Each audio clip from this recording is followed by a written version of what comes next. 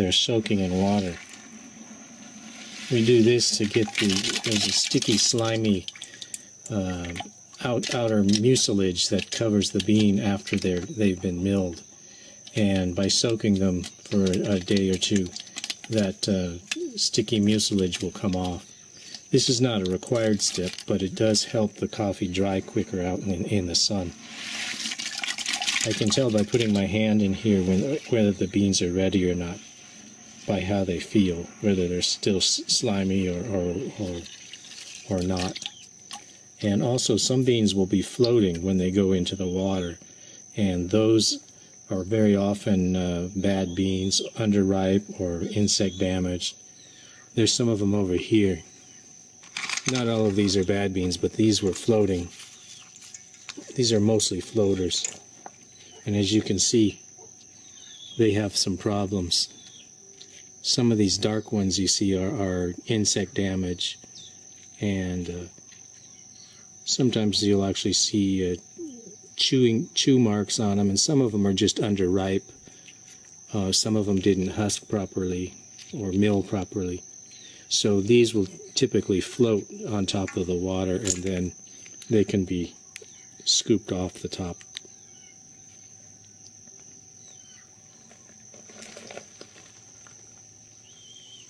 Over here, I actually have some coffee drying in the sun. Unfortunately, the clouds have just moved in. I've had this drying for a couple of days, so it's almost completely dry now. You can see some of the dark ones here that I've been picking out are actually, again, coffee raisins.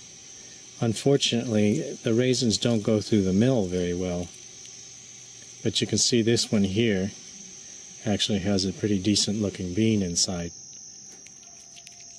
When the skin gets too hard on the berry, the milling process can't take the skin off. So you wind up often having to throw these out, even though often they have pretty good beans inside.